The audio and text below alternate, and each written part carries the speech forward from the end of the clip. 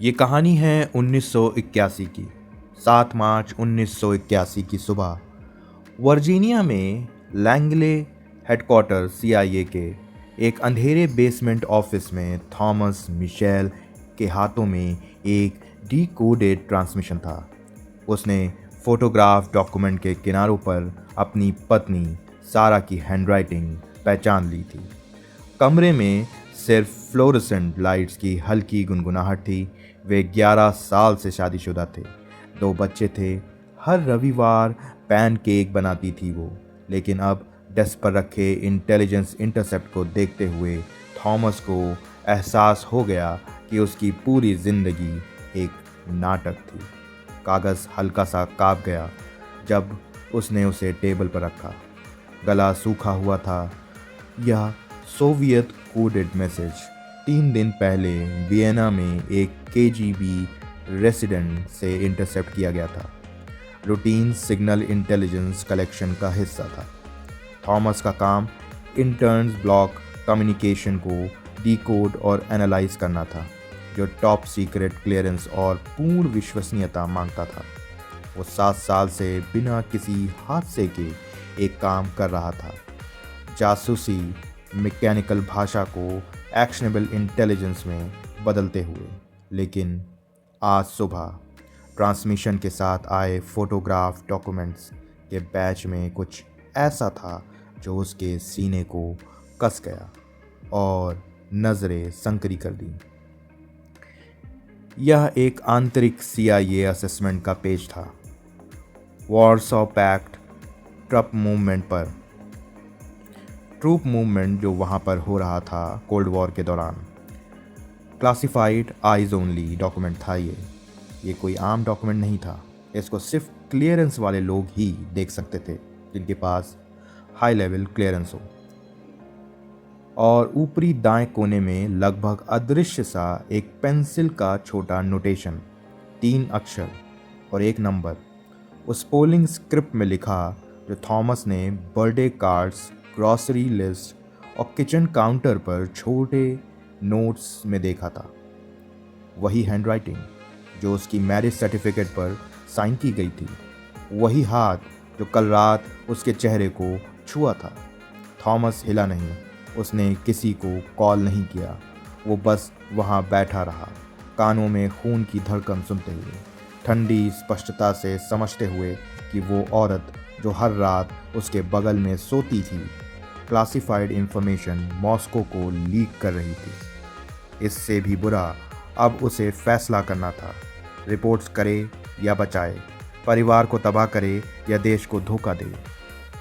Choice असल में choice नहीं थी, लेकिन 30 मिनट तक उस बेसमेंट रूम में जहरीली हवा और लॉक्ड फाइल कैबिनेट के बीच थॉमस मिशेल ने खुद को यह कल्पना करने दिया कि शायद हो कोल्ड वॉर ने खुद को सायरन्स या धमाकों से ऐलान नहीं किया। ये चुपचाप आया। ये वर्ल्ड वॉर जैसा नहीं था, थक के रूप में, ट्रस्ट धीमे कटाव में, इस समझ में कि कोई भी दुश्मन हो सकता है। असल में कोल्ड वॉर का मतलब ही था इंटेलिजेंस एजेंसियों के एक्सटेंसिव कोवर्ट ऑपरेशंस का, जो कि सैबोटाज से लेकर इंफॉर्मेशन कलेक्शन तक और किसी भी हद तक जाकर एक छुपी जंग जिसके नतीजे तो लोगों को दिखते थे, बट पर्दे के पीछे ये हुआ कैसे ये किसी को पता नहीं चलता था। 1981 तक अमेरिका और सोवियत यूनियन के बीच टकराव एक स्थायी तनाव की स्थिति में जम चुका था। सभ्यता ख़त्म करने वाले न्यूक्लियर आर्सेनल ज़मीन के नीचे और समंदर में तैयार खड़े थे। दूर जंगलों और रेगिस्तानों में प्रॉक्सी वॉर्स चल रहे थे। दोनों साम्राज्यों के राजधानियों में intelligence agencies documents, microfilm, dead forms, drops और धोखे से चुपचाप जंग लड़ रही थी। सेंट्रल इंटेलिजेंस एजेंसी की स्थापना 1947 में हुई थी, जो कि सोवियत यूनियन का मुकाबला करने और सोवियत यूनियन को अपना दुश्मन बताकर अपनी विचारधारा को दुनिया पर स्थापित करने और एक वन वर्ल्ड गवर्नमेंट बनाने के लिए हुआ था। पर्ल हार्बर तबाही रोकने के लिए जो OIS नहीं कर पाया था, उसे CIA के लिए छोड़ दिया गया। 1980 की शुरुआत तक ये हज़ारों एनालिस्ट ऑफिसर्स और ऑपरेशन को एम्प्लॉय करती थी, जो आयरन कर्टेन को भेद कर दुश्मन की मंशा समझते थे, जो कोड में बोलना और छायाओं में चलता था। काम थकाऊ और सिस्टमैटिक था।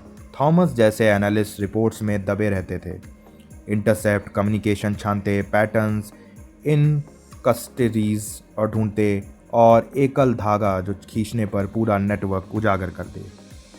सोवियत यूनियन के पास इतिहास का सबसे प्रभावी इंटेलिजेंस सर्विस था, जो केजीबी का first chief directorate foreign intelligence operations के लिए जिम्मेदार था। दशकों से वेस्टर्न गवर्नमेंट मिलिट्री और इंटेलिजेंस एजेंसीज में एजेंट्स घुसेड़ रहा था। कुछ आइडियोलॉजिकल कन्वर्ट्स थे जो कम्युनिस्ट कॉज में यकीन रखते थे, कुछ अमेरिका और वेस्ट की इम्पीरियलिस्ट विचारधारा से ग्रसित थे और वो ये चाहते थे कि कोई और विचारधारा भी इतनी ताकतवर हो जो इनके इम्पीरियलिस्ट इरादों को रोक सके। कुछ ब्लैकमेल थे या खरीदे गए थे, कुछ जैसे सारा मिशेल कुछ ज़्यादा जटिल थे। सारा जैसी जासूस एक बहुत चालाक और धोखेबाज औरतों की वो श्रृंखला थी जो आपके करीब आपकी बीवी, आपकी दोस्त या आपकी बहन बनकर वो आपके साथ रहती और आप ही को धोखा दे रही होती थी। सारा का जन्म ओयोवा में हुआ था। पिता स्कूल टीचर, माँ लाइब्रेरी में काम करती थी। वो ऐसे टाउन में बड़ी हुई जहाँ सब एक दूसरे का नाम जानते, दरवाजे लॉक नहीं होते।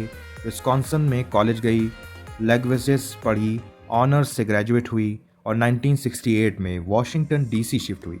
स्टेट डिपार्टमेंट के लिए ट्रांसलेटर बनी। काम में अच्छी थी, शांत, भरोसेमंद। 1970 में फॉरेन सर्विस ऑफिसर्स के रिसेप्शन में थॉमस मिशेल से मिली, जो बर्लिन पोस्टिंग से लौटा था। 1971 में शादी हो गई। सारा ने स्टेट डिपार्टमेंट छोड़ा, CIA के लिए कॉन्टैक्ट ट्रांसलेटर बनी। घर से एक्नोलॉसाइड डॉक्यूमेंट पर गैर मरम नहीं लेकिन दुनिया से जुड़े रहने का मौका। थॉमस सोवियत डिवीज़न में आगे बढ़ा। मैकलीन में 2 मंजिला कॉलोनियल हाउस खरीदा, छोटा यार्ड, सामने मैपल ट्री। पहली बेटी क्लेयर 1973 में, बेटा डेविड 2 साल बाद। बाहर से मिशेल फैमिली आम लगती थी। स्कूल प्लेज अटेंडेंट करते, बारबेक्यू, और थॉमस शनिवार को लॉन में मो करता हुआ दिखाई देता था। थॉमस एक बहुत ही मेहनती और प्यार करने वाला, अपने परिवार और अपनी बीवी और अपने समाज के लिए जिम्मेदारी उठाने वाला एक मर्द था। सारा बच्चों की स्कूल लाइब्रेरी में वॉलंटियर थी, कभी पैसे या शेड्यूल पर बहस, लेकिन कभी भी ज़ोर से नहीं। वो लाखों अमेरिकन जैसी ज़िंदगी जी रहे थे, कंफर्टेबल, प्रिडिक्टेबल और सेफ, और जो एक सपना कि हमारा फ्यूचर सिक्योर और खुशहाल होगा, एक खुशहाल फैमिली और एक सुकून भरा माहौल। लेकिन सतह के नीचे कुछ और चल रहा था, कुछ जो सालों पहले शुरू हुआ, इतना सूक्ष्म प्लान कि सारा खुद को लाइन क्रॉस करते ना पहचान पाई। 1976 में जॉर्जटाउन यूनिवर्सिटी के कैंपस में एक कॉन्फ्रेंस में शुरुआत हुई। सारा वर्क के लिए ट्रांसलेशन थ्योरी और स्लाविक ग्रामर पैनल्स अटेंड की। काफ़ी ब्रेक में वियना के विजिटिंग प्रोफेसर एमिल कोवाक से बात हुई। 50s का चेक literature specialist, charming, well read and Kafka और कंडेरा पर डिस्कस। उसके काम के बारे में पूछा। सारा ने काफ़ी कुछ बताया। 3 महीने बाद कोवाक का फ्रेंडली लेटर आया कि बातचीत का थैंक यू करते हुए ट्रांसलेशन प्रोजेक्ट पर कोलैबोरेशन की एक इच्छा जताई। पोस्ट वॉर चेक पोइट्री एंथोलॉजी पर काम और इंग्लिश कमांड वाली ज़रूरत। पे मॉडेस्ट लेकिन इंटेलेक्चुअली रिवॉर्डिंग। सारा मान गई। हाने रहित लग रहा है। अगले साल रेगुलर कॉरेस्पॉन्डेंस और कोवाक पोम भेजते, ड्राफ्ट वापस, वर्क की तारीफ, स्मॉल चेंजेस करते हुए धीरे धीरे वो सारा के दिल में अपनी जगह बनाता गया। सारा ये भूलती गई कि वो एक शादीशुदा महिला है और उसका पति एक बहुत महत्वपूर्ण एजेंसी के सोवियत डिवीज़न में काम करता है, और उसकी कोई भी गलती या उसकी किसी भी तरह की धोखेबाजी उसके पति और उसके बच्चों की ज़िंदगी तबाह कर सकती है। पर वो इंटेलेक्चुअली रिवॉर्डिंग काम को ज़्यादा सीरियस लेने लगी। 1977 में कोवाक ने वियना कॉन्फ्रेंस के लिए इनवाइट किया। एंथोलॉजी प्रेजेंटेशन पर सारा हिचकिचाई कि अकेले कैसे जाऊंगी। थॉमस काम से छूट नहीं सकता है क्योंकि उसका काम बहुत ज़रूरी है और उसे छुट्टी नहीं मिलेगी, बट अपॉर्चुनिटी बड़ी थी, इसलिए सारा मान गई। सारा ने ईमानदार जवाब दिया। सारा को एक सवाल पूछा कि तुम डिप्लोमेसी और रशिया और जो कि यूएसएसआर था उस वक्त, उसके और अमेरिका के बीच में जो ये कोल्ड वॉर चल रही है जिससे हज़ारों लोग ग्रसित हैं, उसके बारे में क्या सोचती हो और कैसे इसको सॉल्व किया जा सकता है। ये बात उसकी तब हुई जब सारा मान चुकी थी और वो वियना में थी, और वियना में उस प्रोफेसर और इनके साथ वो काफ़ी घूमा था और एक रेस्टोरेंट में बैठ के उसने ये सवाल किया। सारा ने ईमानदारी से जवाब दिया कि डिप्लोमेसी में यकीन दोनों साइड्स फियर के साइकिल में फंसे हैं। ऑर्डिनरी पीपल पीस चाहते हैं, यानी कि अमन चाहते हैं। कोवाक ने ध्यान से सुना, नॉड किया, फिर कहा जो सारा हमेशा याद रखेगी, तुम्हारे जैसे लोग ही हमारी आखिरी उम्मीद हैं। कुछ ना मांगा, इंटेलिजेंस या सीक्रेट या जिक्र नहीं, बस सीड प्लांट कर दी उसके दिमाग में कि उसके बाद महीनों में लेटर्स, कॉल से, केयर से, नर्चर और इन्फॉर्मेशन को बिट्रेयल ना बताकर छोटी चीज़ें शेयरिंग करने को कहा। सारा मान गई। 1978 तक सारा डॉक्यूमेंट्स पास करने लगी। अक्सर नहीं, क्रिटिकली सेंसिटिव नहीं, बस असेसमेंट या रिपोर्ट्स की कॉपीज़ जो डेस्क पर आती थी। खुद से कहती बेहतर समझ के लिए मदद कर रही हूँ। कोवाक ने कभी पैसे ना दिए, थ्रेट ना, बस ग्रैटिट्यूड महसूस कराया कि मायने रखता है उसका काम और वो किसी बड़े काम के में बहुत इम्पॉर्टेंट पुर्जा है। खुद को स्पाई ना कहा, वॉर रोक रही है ऐसा कहकर उसे शांति दिलाई। थॉमस डेस्क पर बैठा था, एनालिस्ट की तरह सोचने की कोशिश, हस्बैंड की नहीं। डॉक्यूमेंट क्लियर एविडेंस दे रहे थे कि सारा ही है जिसने ये सीक्रेट और क्लासिफाइड डॉक्यूमेंट्स जो वो घर लाता था और जो उसको ट्रांसलेशन के लिए दिए जाते थे, उसको वो सोवियत को पास कर रही है। ये काफ़ी शॉकिंग था उसके लिए, जिसके साथ वो 11 साल रह रहा था और जिसके साथ उसके बच्चे थे, वो इस तरह का काम कर रही है। उसने डोर लॉक किया, डेस्क पर लौटा, बहुत अच्छे से सोचा, रिपोर्ट करे तो घंटों में अरेस्ट हो जाएगी, बच्चे प्रोटेक्टिव कस्टडी में चले जाएंगे, करियर डिस्ट्रॉय हो जाएगा। ट्रस्ट ना, लाइफ भर कनेक्शन, पॉलीग्राफ, ये सब चीज़ें उसके साथ भी होंगी क्योंकि उसको भी स्क्रूटनाइज किया जाएगा क्योंकि उसकी ही बीवी थी जो 11 साल से ये रिपोर्ट्स पास कर रही थी। उसने एक लीगल पैड निकाला, अपने डेस्क से नोट्स लिखने लगा। कब ट्रैवल करना है, किससे किससे मिली, कहाँ गई, कितनी बार वियना गई। 1 घंटा बीत गया ये करते हुए। सुपरवाइज़र ने नॉक किया तो कॉम्प्लेक्स डिकोड कहकर उसने सुपरवाइज़र से कहा कि उसे डिस्टर्ब ना किया जाए। हैंडलर कोवाक का नाम यूज़ किया और docs analytic, operation damage catastrophic, लेकिन डैमेज और सोवियत प्लानर्स स्ट्रेटजीज रिफाइन करते थे और अमेरिकन इंटेंशन समझ जाते थे। इससे उन्होंने अपनी स्ट्रैटेजी को, जो कि ईस्ट जर्मनी और सोवियत ब्लॉक की थी, उसे काफ़ी रिफ़ाइन किया क्योंकि उनके पास ये जानकारी थी कि CIA किस तरह से सोच रही है और क्या स्ट्रैटेजी अमेरिका और वेस्ट बना रहा है। आंखें बंद करी उसने और बेटी के बारे में सोचा। क्लेयर 8 साल की थी, सॉकर खेलती थी। सारा की आंखें। डेविड 6 साल का था, सीरियस ब्लॉक से बहुत अच्छा फुटबॉल खेलता था। माँ क्या किया ना पता। इतनी बार पेपर्स से पूछा कि क्या हुआ होगा आखिरकार। उसने सारी बातें वो याद करी जो उसने पहले पूछी थी। कैजुअल टॉक जिसमें उसने इंटेलिजेंस के बारे में जानकारी लेने की कोशिश करी होगी, कोई भी ऐसी हिंट जिससे ये पता चल रहा था कि वो नॉर्मल कॉन्वर्जेशन नहीं थी, वो इंफॉर्मेशन जुटाने की कोशिश थी।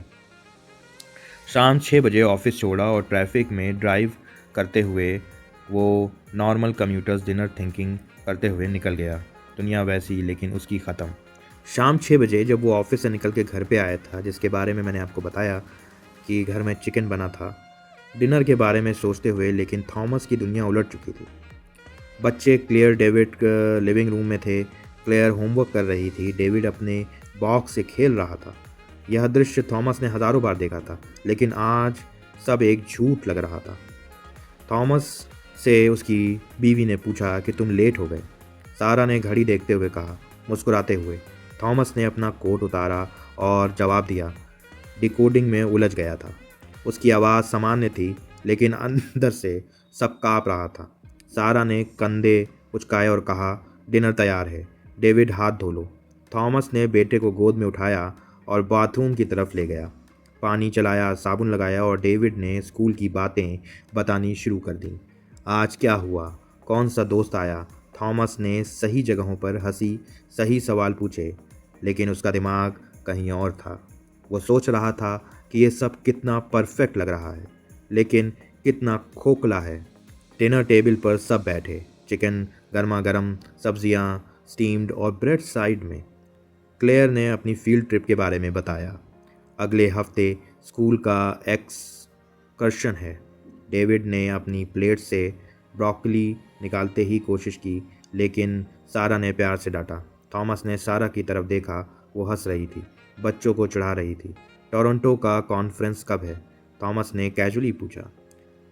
फोर्क से चिकन काटते हुए सारा ने जवाब दिया, अगले महीने।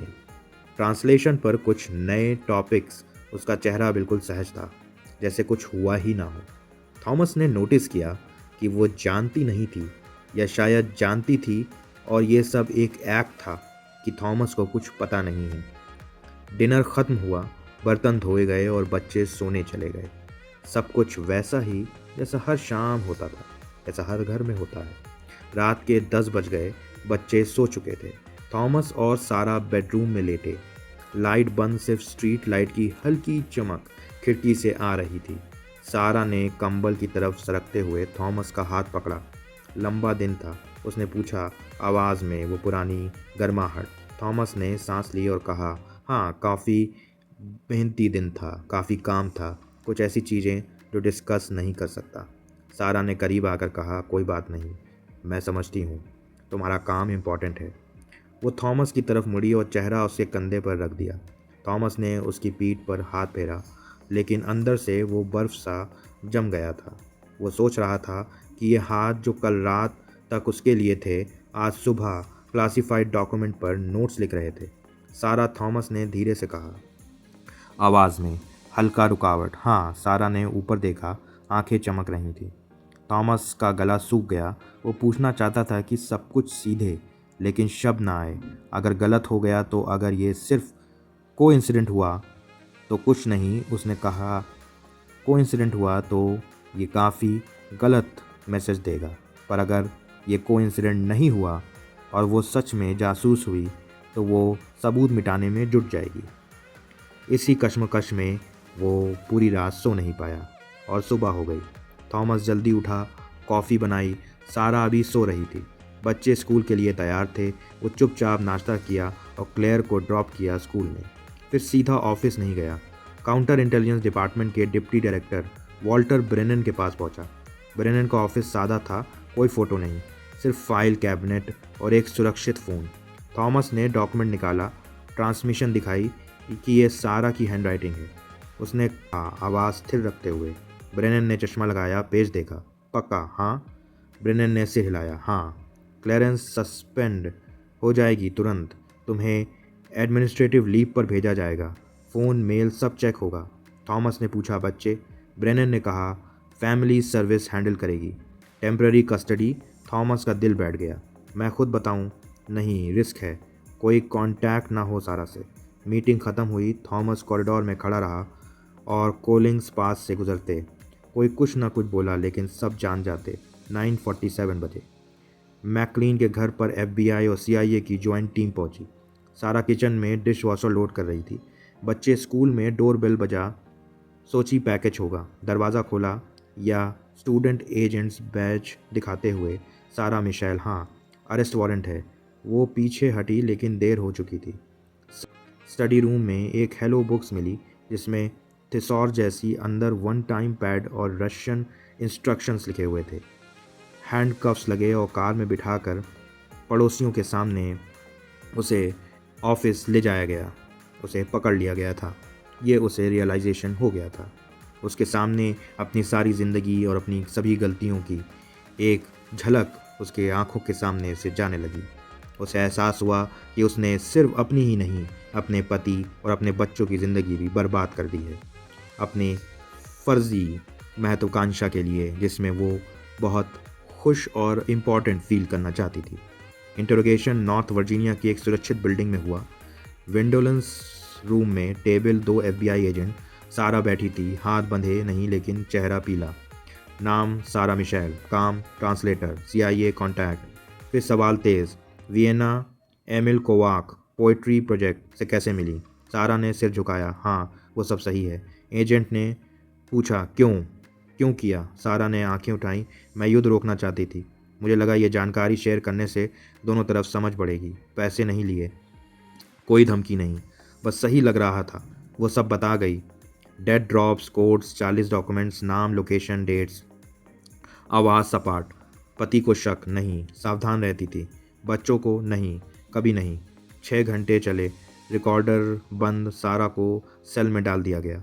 ट्रायल जुलाई 1981 में, कोल्ड कोर्ट चार्ज एक्सपेनाज और 1917 डिफेंस मैनिपुलेशन हायर पर्पस के लिए चलाया गया। सारा वेस्ट वर्जीनिया प्रिजन में को बच्चों की सोचती हुई सो गई।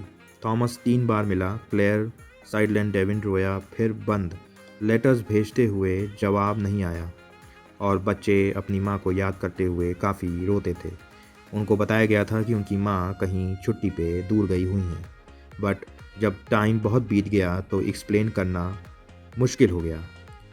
थॉमस की जॉब भले ही उसे वापस मिल गई हो और उसकी एडमिनिस्ट्रेटिव लीव ख़त्म हो गई हो, पर उसकी ज़िंदगी उस तरह से ना रह पाई उसके बाद। बच्चों को कैसे समझाना है उसे भी अब समझ में नहीं आता था। इसी के साथ ये स्टोरी यहीं पर ख़त्म होती है और हो सकता है कि आप इस स्टोरी को लास्ट तक सुन पाए हों। अगर यहाँ तक पहुँच गए हैं तो हमारे चैनल को सब्सक्राइब ज़रूर करें। इस तरह की और भी स्टोरी और कुछ ऐसी स्टोरी जो कभी नहीं कही गई हैं वो भी आगे लाई जाएंगी। इसी के साथ मैं सैयद मोहम्मद अयान हबीब, आपका होस्ट, आपसे विदा लेता है और आपको अपील करता है कि इस चैनल को सब्सक्राइब करें और इस वीडियो को शेयर करना ना भूलें।